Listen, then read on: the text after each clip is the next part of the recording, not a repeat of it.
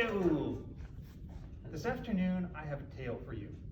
It's a tale out of time. It's a tale of the old ones, a folk tale out of myth and legend from a land that is unimaginably far from here. And the name of this tale is Wombat Stew.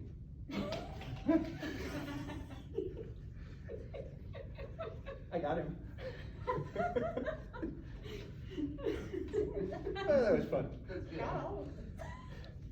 In actuality, we're going to talk today about the Daghda's Harp. This is a tale out of Celtic Irish mythology. Oh yeah, no, and it's old. It's so old there are no humans in this story. Only various supernatural creatures. The mythology of Ireland is that Ireland was basically colonized by successive waves of different supernatural critters. And the Daghda was a member of one of those waves, one of the Daghda, who came over and colonized Ireland. The name the Daghda actually means good God, but I have to tell you that that's not any sort of like moral judgment. It actually means good in the sense of competence. The Daghda was very effective at being the Daghda, is what being called the Daghda means. Now the Daghda had many possessions, and many of them were wonderful, magical possessions. The Daghda also had non-magical possessions, but there are no stories about those because they're boring. Like I can tell you the story of the Daghda's boots. They were non-magical boots. The Daghda had boots. He wore them many times and eventually got new ones. That's the story of the Daghda's boots. This is why we don't tell stories about non-magical stuff. It's lame. But in magical terms, the Daghda had wonderful magical things. The Daghda had a battle club that could kill a man with one blow. Yeah, I know, that's crazy, right? Any club can do that. The club also could bring a man back to life with one blow, which is way cooler. The Daghda had a cauldron that never ran empty. Whatever was in the cauldron would remain filled with that at all times, could not run empty. The Daghda used this to eat porridge out of. This is my frustration with this story, where I'm like, okay, so the Daghda has a magic cauldron that never runs empty, and if you can think about all of the good you can do in the world with a pot that is always full, and what you do is keep it on a shelf in your kitchen and eat breakfast out of it, you'd be mad too. But this is not the story of the Daghda's club, and it's not the story of the Daghda's magic cauldron. This is the story of the Daghda's harp. And even by magical harp standards, this was something special. It was made of oak. It was intricately carved. Music from the Daghda's harp could make men ready to fight. It had a stiffening of the spine effect. Music from the Daghda's harp puts the seasons in order. Daghda's harp is good stuff, right? Now the tale of the Daghda's harp really kicks off round about the Second Battle of Moytura, where the Daghda squared off against their ancient economic adversaries, the Fomori. The Fomori, they're not bad guys, they're just sort of like resource competition for the Daghda.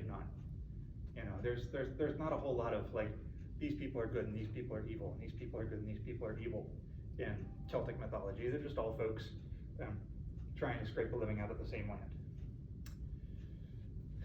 But you know, negotiations failed, and the armies of the Daghda, led by the Daghda, and the armies of the Fomori meet at the Second Battle of Moytura. And it does not go well for the Fomori. It in fact goes so poorly that one member of the Fomori has the great idea that the way to salvage this is to steal the Daghda's harp and run.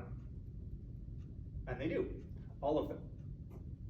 Every Fomori on the plains runs. They grab the Daghda's harp, and all of the warriors run, and all of the lady Fomori runs, and all of the children of the Fomori run. And we can ask why they were all at the battlefield, but they were. And they run. And they're fleeing with the Daghda's harp,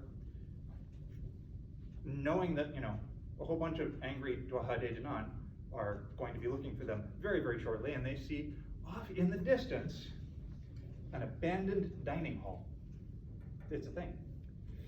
And they say, well, we can't run forever, we're going to need to hide. let's go hide in that abandoned dining hall, which is the only building large enough to hold an entire army and all of its dependents, and is conveniently abandoned. No one will ever look for us here. They looked for them there first. Like, there are no stories about the hours the Daghda spent looking, oh, is the army under the desk? No.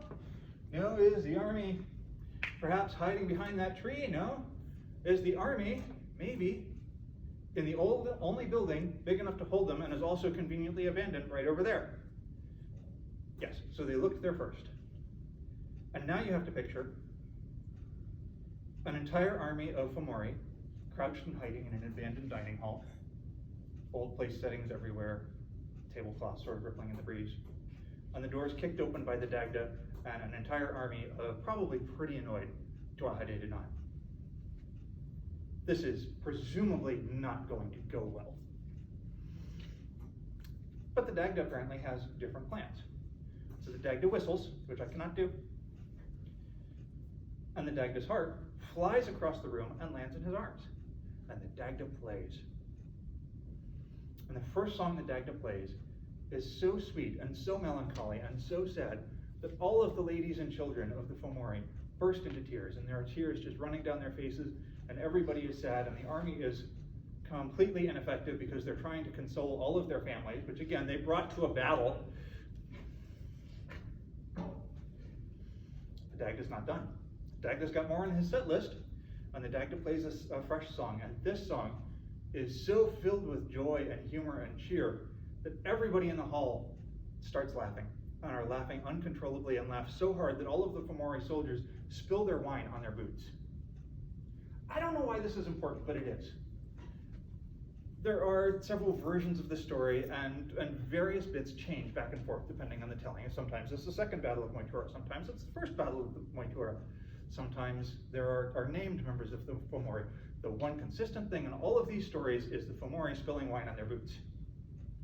I don't know why it was important for the writers of Celtic folktales to make sure that we understood hundreds of years in the future that wine was spilled on boots. But it is. It was so important. It gets mentioned in all of the tales. So there's laughter, there's wine on boots, tear tracks on faces. The Daghda's still not done. Got himself a third song, and the Daghda plays a song that is so sweet and so lilting and such a wonderful lullaby that the entire Fomori host falls asleep, lays down their arms and just goes to sleep. Warriors, ladies, children, everybody just falls right to sleep on the floor of this abandoned dining hall with a hostile army right in front of them. And this is the story about how the early peoples of Ireland slaughtered a bunch of sleeping defenseless people. No, it's not. It might be, but it isn't. Having basically won the day, the Daghda and his army of the Daghda just leave the Fomori to their nap, and head back home to the capital of the Daghda, where the Daghda presumably will have questions to answer, like, if your harp could do that, why do I have to get into armor and risk my life? And may I have some of your magic porridge, please? The end.